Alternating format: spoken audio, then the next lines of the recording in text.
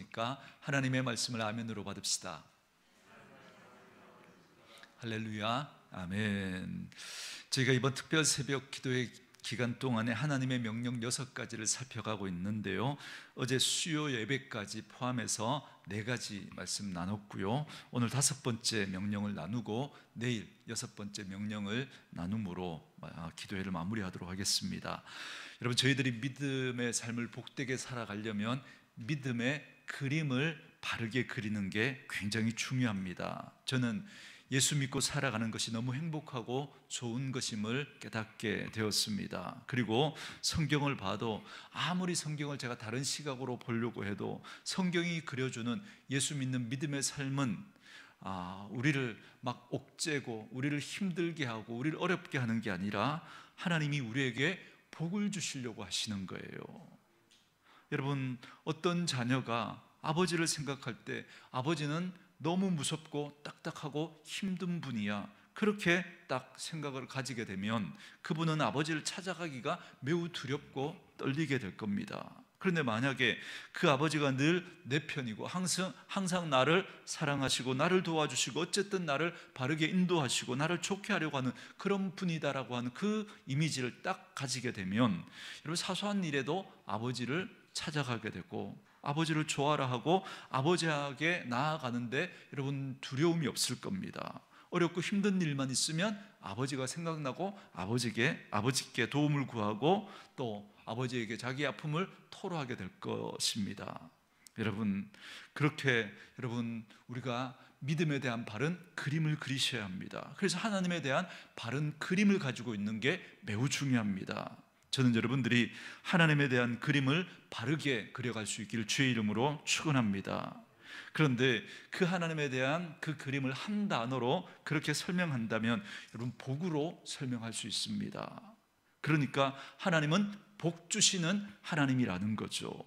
그런데 오늘날 복이라고 하는 이 개념이 기복주의, 기복신학이라고 하는 그런 것 때문에 오해가 있어서 그렇지, 여러분, 마치 하나님에게 복을 구하는 건 저급한, 그죠? 아주 믿음의 수준이 낮은 그런 모습인 것처럼 그렇게 생각을 하고, 우리가 좀 수준 높은 그런 신앙을 가지려면 하나님 앞에 복을 구하는 게 아니라 우리가 하나님을 위해서 뭔가를 해야 한다고 그렇게 생각을 합니다. 여러분, 기복주의라는 게 여러분, 기복이 잘못된 게 아니라 거기 주의가 붙으니까 잘못된 겁니다. 무슨 말이죠? 복을 주시는 하나님보다 그 복 자체가 더 커져버리니까 그게 잘못된 거고, 그건 우리가 지양해야 합니다. 그러나 기복이라고 하는, 하나님 앞에 복을 구한다라고 하는, 이건 우리 믿음에 있어서 가장 중요한 믿음의 기본 여러분 태도고 자세이어야 합니다. 여러분, 왜요? 우리는 하나님이 복 주시지 않으면, 우리는 하나님 없으면 살아갈 수 없는 존재들이기 때문에 그렇습니다. 그래서 우리 온누리 교회 성도님들은 무슨 일이 있어도 그 하나님의 복을 사모하시고 나는 하나님 없으면 살아갈 수 없습니다 라고 하는 그런 분들 될 수 있기를 주의 이름으로 축원합니다. 그런데 하나님은 그렇게 우리에게 복 주시기를 원하시는데 왜 우리는 복된 삶을 살아가지 못하느냐는 겁니다. 그 이유는 뭐라고요? 하나님의 말씀을 듣지 않기 때문에, 하나님의 말씀이 들려지지 않기 때문에 그렇습니다. 혹시 내 삶에 혼란하고 공허하고 어둠 가운데 있어서 도대체 뭐가 뭔지, 어떻게 해야 되는지, 어디로 가야 되는지, 또 뭘 해도 기쁨이 없고 깜깜한 그런 분들이 계시다면 하나님의 말씀을 사모하십시오. 하나님, 내 삶 가운데 빛이 있으라 말씀하시면, 그리고 그 말씀이 들려지면 아무것도 없는 가운데서 하나님의 질서를 만들어내시고 하나님의 것들로 풍성하게 채우시고 빛을 창조하셨던 그 하나님께서 내 삶 가운데서도 그렇게 빛으로 내 삶을 풍성하게 그렇게 채우시고 인도해 주실 줄 믿습니다. 그렇게 여러분 기도할 수 있기를 바랍니다. 하나님이, 여러분, 이렇게 하나님 우리에게 복을 주시는 하나님이시거든요. 그러면서 하나님께서 우리들에게 만물을 다스리며 살아가라고, 다시 말하면 우리의 인생과 우리 주변의 것들을 하나님 보시기에, 그리고 다른 사람들 보기에 보기 좋은 모습으로 만들어 가라고 우리에게 권한을 위임해 주셨습니다. 그리고 하나님은 이스라엘 백성들에게 애굽에 있던 그들을 건져내서 가나안이라고 하는 젖과 꿀이 흐르는 땅을 하나님이 허락해 주십니다. 그러면서 그 목전에서, 그 코앞에서 쉐마 이스라엘, 이스라엘아 들으라 라고 하시면서 하나님이 말씀해 주십니다. 여러분, 그 이유가 뭐라고요? 그 말씀을 들어야만 우리가 복되게 살아갈 수 있고, 하나님이 주신 그 권한을 바르게 사용하며 우리의 인생을 복되게, 주변을 그렇게 보기 좋게 만들며 살아갈 수 있다는 겁니다. 그런데 이스라엘 백성들은 젖과 꿀이 흐르는 그 땅, 가나안 땅에 들어왔음에도 불구하고 하나님이 주시는 풍성한 삶을 누리지 못합니다. 급기야 어떤 지경에 이르게 되죠? 나라가 망하기 직전까지. 그래서 결국 나라가 망하게 됩니다. 그 이유가 뭐냐면 하나님의 말씀을 듣지 않았기 때문입니다. 그래서 하나님은 또다시 그들에게 말씀을 들려주십니다. 무슨 말씀을요? 여호와께 돌아오라고. 여러분, 우리가 축복의 자리에 들어와 있지만, 그러나 하나님께게서 마음이 떠나 있으면, 여러분, 우리가 아무리 축복의 자리에, 은혜의 자리에 있다고 해도 여러분, 그 자리로는 안 됩니다. 다시 어떻게 해요? 여호와께로, 여호와 하나님 그 인격에게로 우리는 다시 여러분 돌이켜야 합니다. 왜요? 여러분, 하나님이 우리를 복 주시는 분이기 때문에. 그래서 여러분, 이 말씀 속에 담긴 의미를 제가 어제 수요일 날 말씀드렸죠. 저녁에. 어떻게 해요? 하나님은 우리를 아직도 포기하지 않고 계신다는 거예요. 우리는 하나님 앞에서 돌아섰지만, 우리는 변했지만 하나님은 여전히 변하지 않으시고, 우리를 여전히 사랑하시고, 우리를 여전히 기다리시고, 우리를 여전히 놓지 않고 포기하지 않고 하나님 우리를 회복시켜 주시기를 원하신다는 겁니다. 그래서 하나님께로 우리가 돌이키기만 하면 다시 회복할 수 있다 말씀하십니다. 결국 이 말씀도, 여호와께 돌아오라, 이 말씀도 결국 하나님이 우리에게 뭘 주시려고 하시는 거예요? 복을 주시려고 하시는 거죠. 그러나 여러분, 복에 대한 개념만큼은 여러분 바르게 잡으셔야 합니다. 이 땅에서 잘 되고 남들보다 더 높아지고 더 많이 가지고, 여러분 그것으로만 여러분 복에 대한 개념을 여러분 가지지 마시고, 복의 여러분 개념을 바르게 잡으셔야 합니다. 복은 여러분 누가 복이에요? 하나님이 복이십니다. 그리고 그 하나님이 우리와 함께하는 것이 복입니다.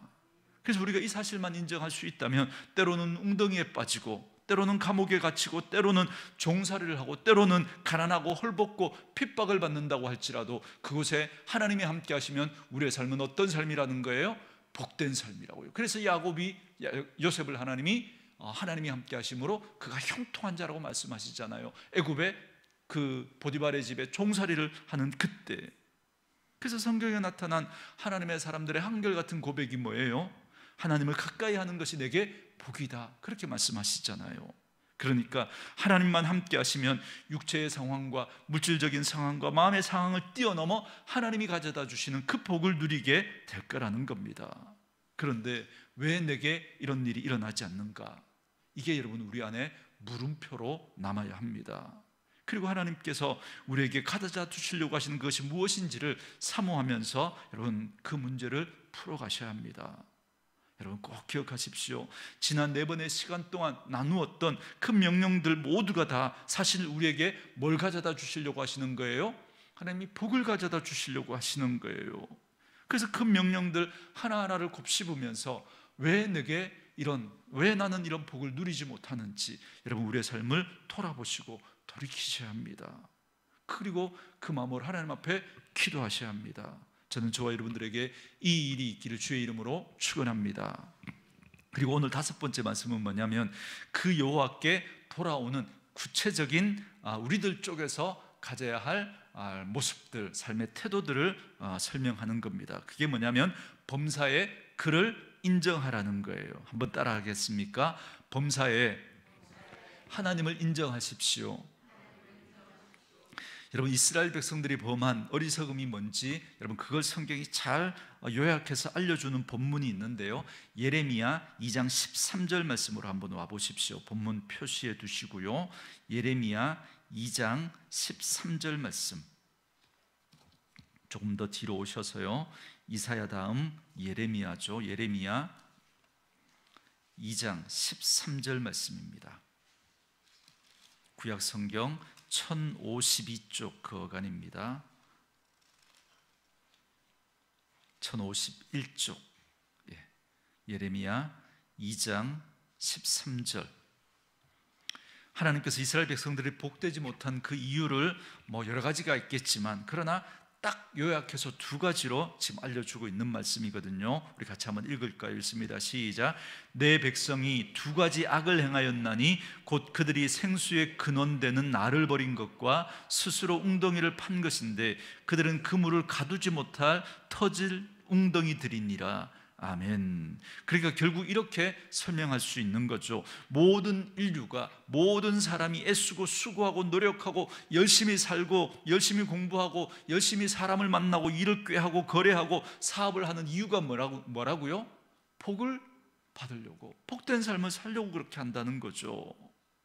그런데 여러분, 결국 그렇게 복되기 위해서 그렇게 했는데, 그런데 복 주시는 하나님이 이스라엘 백성들에게 뭐라고 말씀하시느냐면, 그들이 복되지 못하는 이유가 있다는 거예요. 그들은 그렇게 복을 받으려고 하는데 그 복되지 못한 이유를 두 가지로 그렇게 진단하시면서 말씀해 주시는데, 하나님은 이걸 악이라고 말씀하시는 거예요. 악. 첫 번째 악이 뭐냐면, 곧 그들이 생수의 근원이 되는 누구를 버린 거라고요?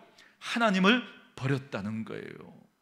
그들이 정말 복되려면, 하나님의 백성들이 정말 복을 누리려면 그들이 어떤 상황에 처해 있든지 간에 누구만큼은 놓치면 안 된다는 거예요.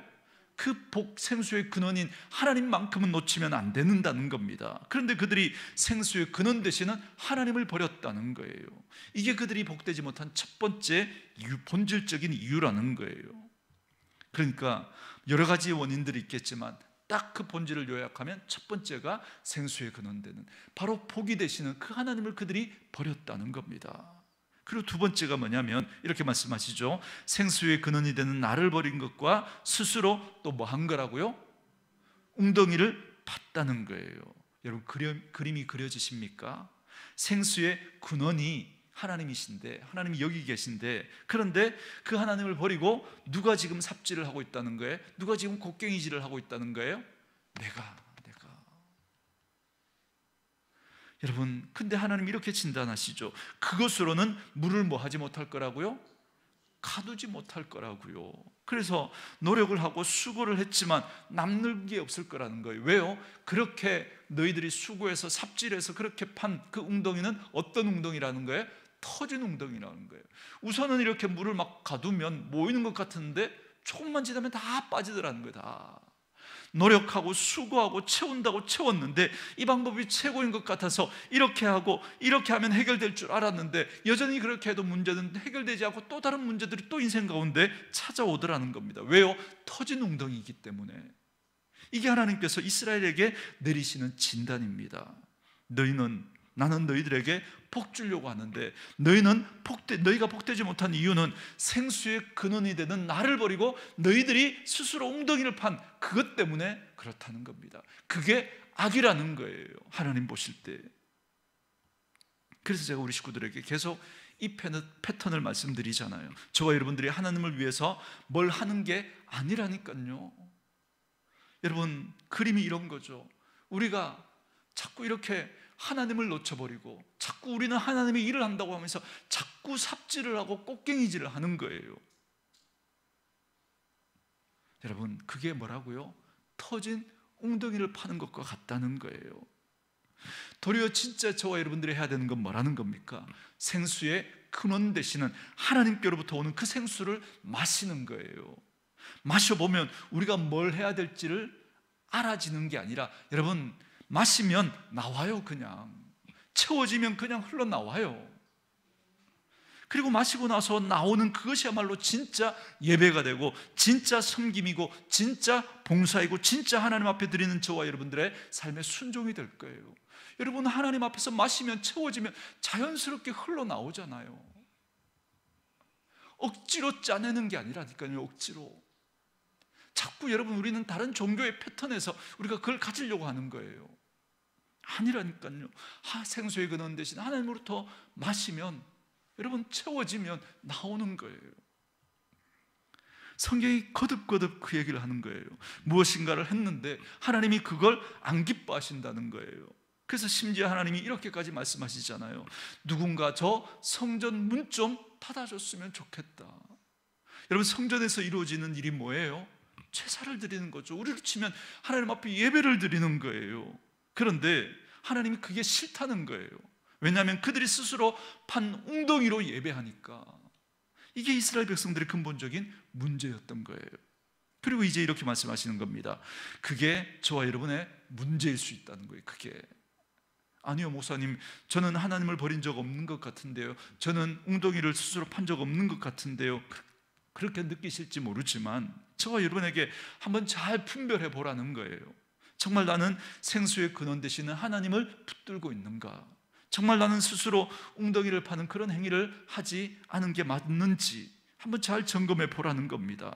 그러면서 저는 오늘 말씀을 묵상하면서, 그렇다면 우리가 어떻게 하는 것이 생수의 근원되는 하나님을 버리지 않고 스스로 웅덩이를 파지 않는 삶이 될 수 있는지 오늘 이 구절이 저와 여러분들에게 설명해 주고 있다고 깨달아졌습니다.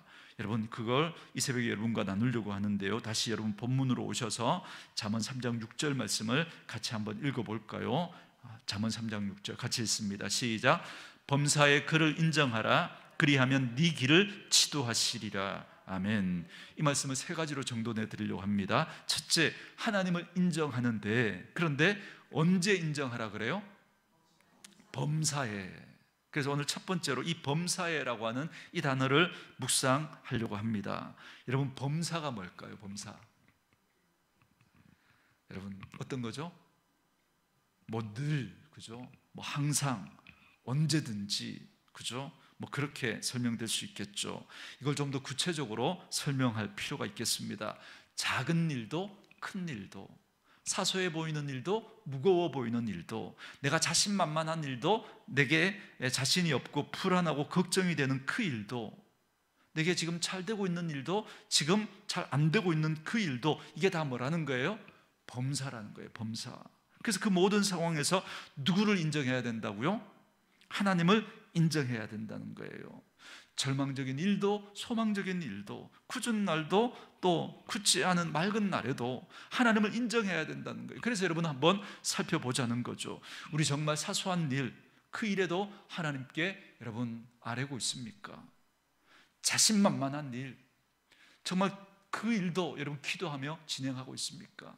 사람이 교만한 게요, 이게 딱 내가 할 수 있겠다 싶으면 기도가 안 돼요. 그리고 내가 일이 잘 되고 있잖아요, 그럼 마음이 높아져서 또 기도가 안 돼요. 정말 내가 하나님을 인정하고 있는지 여러분 한번 그걸로 점검해 보라는 겁니다. 그런데 여러분, 지금 이 말씀을 누가 기록하고 있는지를 알면 여러분 더 은혜가 되고 감사가 됩니다. 여러분, 잠언을 누가 썼죠? 솔로몬이 썼죠. 여러분, 솔로몬을 통해서, 그 솔로몬의 고백을 통해서 이 말씀을 지금 들려주고 있는데요, 여러분, 솔로몬이 어떤 사람이었냐면, 솔로몬 이전에도 이후에도 그렇게 하나님 앞에 지혜를 가진 사람이 없다라고 할 만큼 그렇게 지혜로운 사람이 솔로몬인데, 근데 그가 지금 하나님 앞에 이 고백을 하고 있는 거예요. 어디에서 하나님을 인정하라고요? 범사에. 그가 자신에게 주어진 그 시간들을 거진 다 그렇게 살아보고 난 다음에 지금 이 고백을 하고 있는 거예요. 여러분, 제가 설교 시간에 말씀드렸잖아요. 여러분, 이스라엘 나라를 우상의 나라로 전락시켜버렸던 사람이 누구라고요? 그 장본인이 솔로몬이라고요. 그런데 그걸 뭘 가지고 그가 그렇게 했어요? 하나님이 주신 지혜를 가지고 그렇게 했습니다. 그러니까 그가 그 지혜를 가지고 버렸던 그 실수와 오류와 잘못들이 너무 많았던 거예요. 그래서 도리어 하나님이 자신에게 복으로 주셨던 그 지혜를 가지고 자기가 만들어 놓은 그 이스라엘 나라의 모습을 보면서 그가 뼈저리게 후회하면서 가슴 아파하면서 지금 이 잠언을 기록하고 있는 겁니다. 아니었구나. 심지어 하나님께로부터 받았던 그 지혜조차도 하나님 버리고 하나님 놓치고 사용하게 되면 그것이 나를 지옥으로 만들 수 있구나. 그가 그걸 뼈저리게 느낀 거예요. 그래서 솔로몬이 이 잠언을 기록하면서 그 아들들에게, 그리고 믿음의 그 후대들에게, 우리들에게 알려주고 싶었던 거예요. 그래서 어디에서 하나님을 인정하라고요? 범사에 하나님 인정하라고요. 그게 솔로몬에게 지혜가 없었던 게 아니죠. 능력이 없었던 게 아니죠. 경험이 없었던 게 아니죠. 그런데 그가 이제 너무나 간절히 이걸 깨달은 거예요. 그리고 자기 아들들에게, 믿음의 후배들에게 알려주고 싶은 겁니다. 범사에 너희는 일이 작아 보이든 커 보이든 자신만만하든 자신만만하지 못하든 소망적이든 절망적이든 하나님 앞에 어떻게 하라고요? 그를 인정하라고요. 범사에. 그는 왕이 되어 나라를 통치해 보니까 이스라엘이라고 하는 이 작은 나라가 아래 위로, 여러분 그 얼마나 강대한 그 제국이 딱하니 버티고 있습니까? 그리고 그 주변에 얼마나 수많은 나라들이 호신탐탐 그 이스라엘을 여러분 노리고 있었습니까? 그런데 그런 위치에 있는 그 이스라엘 나라를 딱 보니까 여러분 그냥 이렇게 해서는 이 나라를 지켜낼 수 없겠다라는 생각이 들었던 겁니다. 그러면서 그가 하나님이 주신 지혜로 생각해 보니까 이렇게 나라를 둘러봤던 거죠. 주변에 어떤 나라들이 있는지, 그리고 국제 정세가 어떻게 움직이고 있는지, 또 그 나라들 간에 지금 이 상황이 어떻게 돌아가고 있는지 보니까 이렇게 해서는 우리나라를 지속적으로 이렇게 안정되게 이끌어갈 수 없겠구나라고 깨달아졌던 거예요. 여러분 제가 말씀드렸죠. 깨달아서 일하면 안 된다고. 깨달아서 일하면 하나님의 말씀을 듣고 일해야 되는데 솔로몬은 듣지 않고 어떻게 했어요? 자기가 깨달은 것 가지고 어떻게 한 거예요? 이방에 있는 그 나라 공주들을 내가 아내로 삼아서 부마국, 정략 결혼을 하면 그 공주 때문에 그 나라들이 우리를 쳐들어올 수 없을 거니까 그럼 우리나라가 안정되게 평화를 유지할 수 있겠다 생각해 버렸던 거죠. 그런데 그 결과가 어떻게 된 거예요? 그 공주들이 가지고 온 그 우상들 때문에 그 나라가 우상의 나라로 전락해 버리고 맙니다. 그가 노년에 그의 인생 마지막에 깨닫게 된 거예요. 그래서 솔로몬을 통해서 하나님이 말씀해 주고 싶은 거예요. 우리에게도 어디에서 그를 인정하라고요? 범사에 그를 인정해야 한다고요. 저는 저와 여러분에게 이 일이 있기를 주의 이름으로 축원합니다. 그러면 오늘 이 새벽에 기도할 때 잘 되고 있는 일이 있다면 내가 스스로 엉덩이를 파서 잘 됐다, 여러분 그렇게 여기지 마시고 지금이야말로 정말 기도가 필요한 때구나 꼭 기억하시고 기도하셔야 됩니다. 혹시 그 잘된 일 때문에 하나님으로부터 멀어졌다면 하나님께 다시 돌이키셔야 합니다. 하나님께 의탁하셔야 돼요. 잘 되고 있는 자녀, 앞서가고 있는 자녀, 잘 풀리는 사업, 소망스러운 그 일 때문에 이제 내 인생은 문제없어 그렇게 느껴지십니까? 아니요. 그게 지금 스스로를 웅덩이를 판 것이라면 그것 가지고 안 됩니다. 그 일들 속에 다시 하나님을 인정하시고 그 하나님 붙드셔야 됩니다. 반대로도 마찬가지죠. 지금 일이 안 되고 있습니까? 절망스러워 보이십니까? 그 일들 속에 하나님을 인정하십시오. 그리고 그 하나님이 그 길을 인도하시도록 그렇게 하나님 앞에 은혜와 복을 구할 수 있기를 주의 이름으로 축원합니다. 두 번째 말씀은 이겁니다. 범사에 누구를 인정하라는 거예요? 하나님을 인정하라는 거예요. 제가 어제 수요 예배 때 제가 이 말씀 드렸죠. 믿음은 방법의 문제가 아니라 인격의 문제라고. 인격이신 그 하나님께 나아가는 거라고. 여러분 바로 이 이야기를 하고 있는 겁니다. 자, 아까 말씀드렸던 이스라엘에게 내리신 하나님의 진단이 뭐였죠? 그들이 생수의 근원 대신 하나님을 버린 것과 스스로 웅덩이를 판 거예요. 그런데 여러분 이스라엘의 역사를 살펴보면 그 하나님을 버리고 스스로 웅덩이를 판 게 어떤 모습으로 드러나냐면 그들이 사람을 찾고 사람 의지하고 우상을 찾는 그 모습으로 나타났습니다. 여러분 이스라엘은 자꾸 나라가 위험에 처할 때마다 누구를 찾아갔어요? 누구를 의지했어요? 애굽을 의지했죠. 애굽을. 우리나라는 하나님이 책임지시는 게 아니라 저 강대국 애굽이 책임져 줄 거야. 애굽을 기대해야 돼. 그렇게 애굽을 의지한 거예요. 하나님을 의지하라고 말씀하셨음에도 불구하고 그들은 자꾸 그렇게 애굽을 의지하고, 그리고 그들이 가나안 땅에 정착해서 살면서 이렇게 그들은 이렇게 목축을 했잖아요. 그러니까 이렇게 텐트를 치며 장막을 치며 옮겨 다니면서 목축을 하면서 농경 삶은 가나안에 들어서 처음이잖아요. 그러니까 그들이 이미 그 땅에서 정착해서 사는 그 사람들 보니까 자기들보다 훨씬 더 풍요로운 거예요. 그러니까 자꾸 거기 찾아가서 어떻게 하는지 물어보는 거예요. 그랬더니 풍요의 신, 농사의 신 바알과 아세라를 섬겨야 된다고 그렇게 이야기하는 겁니다. 그러니까 그들이 어떻게 하는 거예요? 풍요로움을 위해서 하나님을 버리고 어떻게 해요? 바알과 아세라를 따르는 거죠. 이렇게 하는 게 더 잘 살 수 있겠구나. 그러면서 그들이 하나님을 까맣게 잊어버리고 스스로 웅덩이를 파고 그래서 바알과 아세라를 따랐던 겁니다. 여러분, 믿음은 방법의 문제로 접근하면, 믿음을 더 좋은 방법, 더 좋은 대안이 있다고 생각하면 언제든지 하나님이라고 하는 이 방법은 어떻게 해요? 버릴 수 있는 거예요. 무슨 말인지 이해되십니까? 그게 인간입니다. 그래서 성경이 사람의 한계를 어떻게 설명하는지 여러분 한번 말씀을 한번 찾아볼까요? 몇 군데 볼 텐데, 여러분 시편 118편 보십시오. 좀 앞으로 오셔서 시편 118편, 사람이 어떤 존재인지 그 사람의 한계를 여러분 우리가 바르게 아셔야 됩니다.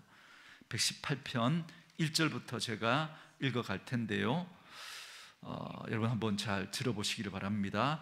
여호와께 감사하라. 그는 선하시며 그의 인자하심이 영원하심이로다. 이제 이스라엘은 말하기를 그의 인자하심이 영원하다 할지로다. 이제 아론의 집은 말하기를 그의 인자하심이 영원하다 할지로다. 이제 여호와를 경외하는 자는 말하기를 그의 인자하심이 영원하다 할지로다. 내가 고통 중에 여호와께 부르짖었더니 여호와께서 응답하시고 나를 넓은 곳에 세우셨도다. 여호와는 내 편이시라. 내가 두려워하지 아니하리니 사람이 내게 어찌할까? 여호와께서 내 편이 되사 나를 돕는 자 중에 계시니 그러므로 나를 미워하는 자들에게 보응하시는 것을 내가 보리로다. 8절 9절은 우리 같이 읽도록 하겠습니다. 시작. 여호와께 피하는 것이 사람을 신뢰하는 것보다 나으며 여호와께 피하는 것이 고관들을 신뢰하는 것보다 낫도다. 아멘. 여러분, 이런 느낌 들지 않으세요? 시편 118편을 기록하고 있는 이 저자는 매우 믿음의 그림을 잘 그리고 있는 거예요. 자, 그가 그리고 있는 가장 선명한 그림이 뭐예요? 여호와는 누구 편이라고요? 내 편이시라. 어떤 상황에서도 하나님은 내 편이시다라고 하는 이 그림을 딱 그리고 있는 거예요. 그러면서 그가 하는 고백이 뭐냐면 8절 9절에 여호와께 피하는 것이 누구를 피하는 것보다 낫다고요? 누구에게 피하는 것보다? 그죠? 고관을 신뢰하는 것보다, 고관을 신뢰하는 것보다 여호와께 피하는 게 낫다는 겁니다. 그러니까 여러분, 우리의 믿음은 이것과 이걸 비교해서 어느 걸 선택하는 게 더 낫지, 여러분, 이게 아니라는 겁니다. 하나님은 여러분 우리가 절대로 놓쳐서는 안 될 인격이시고 우리가 붙들어야 될 분이라는 겁니다. 비교해서 이게 더 낫겠다, 비교 대상이 아니라는 거예요.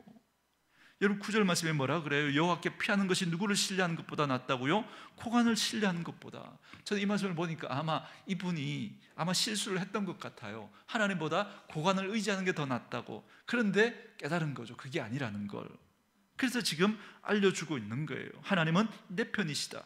하나님만이 우리를 도우실 수 있고, 그래서 그 하나님만을 의지하는 것이 고관을 의지하는 것보다 더 낫다. 그렇게 믿음의 공동체들에게, 사람들에게 알려주고 싶었던 거예요. 아멘이십니까? 성경 구절 한 군데 더 보죠. 여러분 좀 더 뒤로 오셔서 시편 146편입니다 1절부터 5절까지인데요 이 말씀을 우리 같이 한번 읽도록 하겠습니다. 시편 146편 1절부터 5절까지 우리 한 목소리로 같이 한번 읽어 가겠습니다. 시작. 할렐루야. 내 영혼아 여호와를 찬양하라. 나의 생전에 여호와를 찬양하며 나의 평생에 내 하나님을 찬송하리로다. 귀인들을 의지하지 말며 도울 힘이 없는 인생도 의지하지 말지니 그의 호흡이 끊어지면 흙으로 돌아가서 그날에 그의 생각이 소멸하리로다. 야곱의 하나님을 자기의 도움으로 삼으며 여호와 자기 하나님에게 자기의 소망을 두는 자는 뭐가 있다고요? 복이 있다고요. 그러면서 말하죠. 3절 말씀에 누구 의지하지 말며 귀인들, 아까 말씀드렸던 시편 118편에 나오는 고관들 같은 말입니다. 그러니까 도울 힘이 없는 인생도 의지하지 말라는 거예요. 그러면서 설명해 주시잖아요. 사람이 아주 기발한 생각을 내고 그 사람이 막 힘이 있어서 나를 이끌어 줄 것 같지만 그 사람의 호흡이 딱 끊어지는 순간 그는 나한테 진짜 도움이 될 수 없고 그의 생각도 점점점 그렇게 희미해지다가 결국은 사라져버릴 거라는 겁니다. 여러분 그렇지 않습니까? 정말 이 지도자라면 우리나라를 그렇게 그죠? 막 그렇게 막 잘 살 수 있도록 그렇게 할 줄 알았는데 여러분 그 몇 세대 앞에 그런 지도자들 여러분 우리 잘 기억도 나지 않잖아요, 그죠? 그러니 지금의 여러분 그 생각도 여러분 남아 있겠습니까? 지금 우리가 하는 그 생각도. 그리고 우리의 그 생각으로 우리 자녀들을 바르게 키워낼 수 있겠습니까? 여러분, 저희들도 마찬가지라는 거예요. 이것도 시간이 지나면 다 사라질 거라는 거예요. 이 말씀은 하나님께서 사람들 사이에 불신을 조장하려고 주시는 말씀이 아니라, 하나님은 우리에게 사람의 존재가 어떤 존재인지 그 한계를 우리에게 바르게 알려주시는 거예요. 그러니 오직 하나님만이 저와 여러분의 인생을 걸 수 있는 존재가 된다는 거예요. 그러니 사람 의지하지 말라는 거예요. 그러니 여러분, 정치적인 논리에 따라서 이 사람 안 되면 안 되고 이 사람 되면 뭐, 여러분 그런 말에 제발 휘둘리지 마시고요. 하나님이 지금 어떻게 일하고 계신가 다 바라보시면서, 그죠?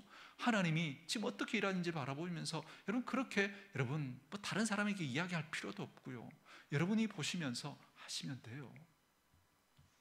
그래서 여러분, 사람은 의지의 대상이 아니고요, 사람은 섬김의 대상입니다.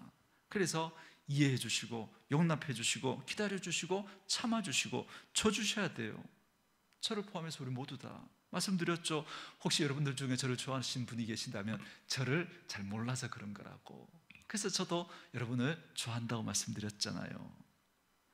여러분, 사람은 도울 힘이 없는 인생인 거예요. 도울 힘이 없는. 그렇기 때문에 사람은 의지의 대상이 아니라는 거죠. 그래서 여러분, 말도 안 되는 그 일들을 벌이는 그 내 옆에 있는 사람들과, 때로는 나를 실망시키는 사람들과, 때로는 나를 어렵게 하는 그 사람들을 우리가 참아주고 기다려주고 인내해 줘야 되는 게 우리의 일인 거죠.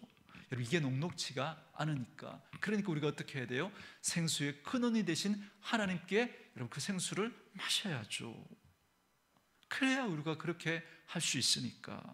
그래도 여러분, 이게 만만치가 않아요. 그러니 여러분, 내가 그렇게 말도 안 되는 일을 벌이는, 그저 나를 그렇게 힘들게 하는 사람 참아주고 인내하고 기다려주려고 져주려고 하니까 약이 올라요, 안 올라요? 약이 올라요, 안 올라요? 약이 오르죠.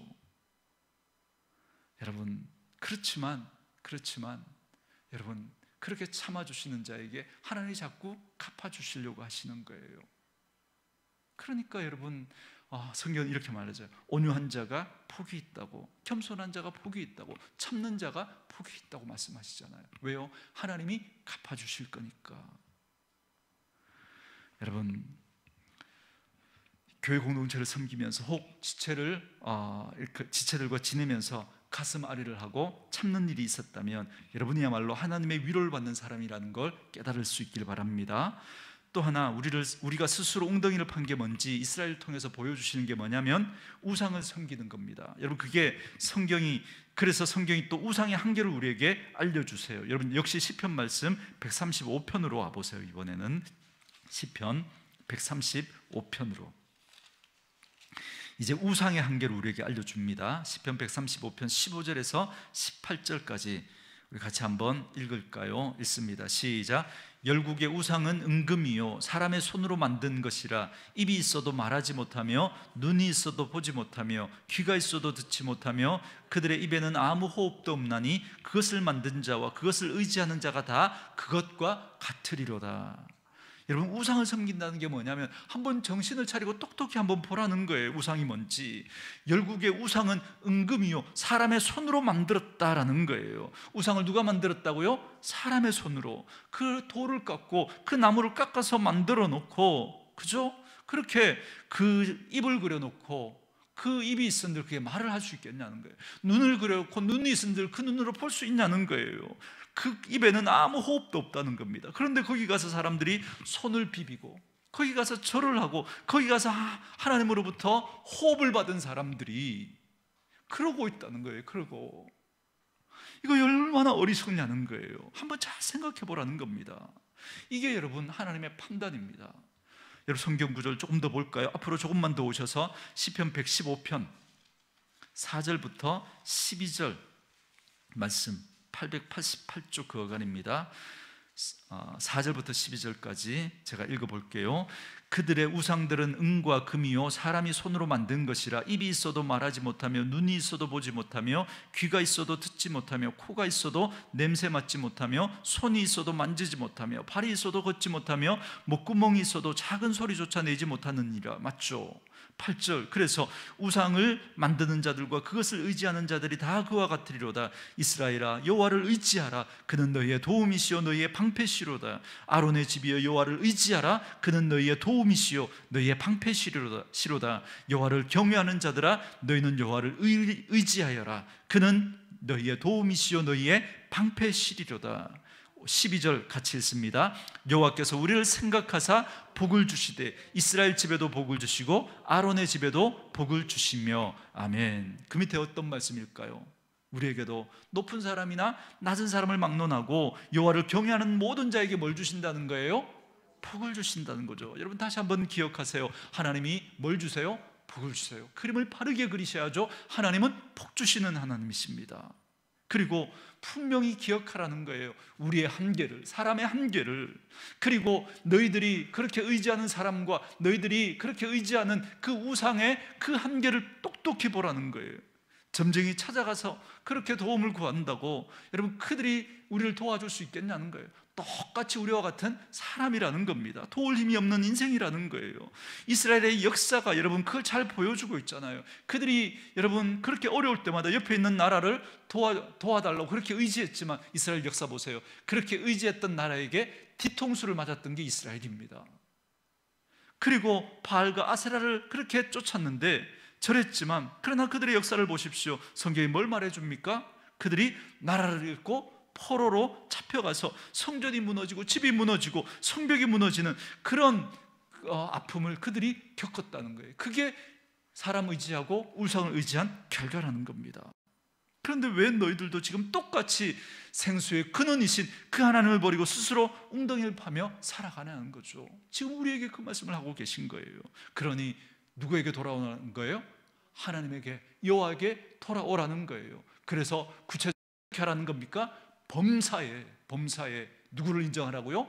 하나님 그분을 인정하라고요. 하나님의 그 존재를 의지하라고요. 방법이 아니라니까요. 방법이 내가 어떻게 하면 이 문제 해결할 수 있을까? 누가 일천번제하니까 아니요. 하나님은 그 일천번제를 드리면서 그 하나님이라고 하는 그 존재를 의지하며 그가 하나님 앞에 자신을 그렇게 표현할 수 있었던 게 일천번제였던 거예요. 근데 그건 놓쳐버리고 방법으로만 딱 붙들면 안 된다는 거예요. 존재를 붙들라는 거예요. 존재를. 그 하나님을 인정하라는 거예요. 이사야 44장에 보면 산에 있는 나무를 가지고 베어다가 불을 떼어 몸을 따뜻하게 하고 그 나무에다가 고기를 구워 먹으면서 그 나무로 신상을 만들고 이게 신이다 라고 하면서 거기 절한다는 거예요. 그게 너희들에게 무슨 도움을 줄 수 있겠냐고 말씀하시잖아요.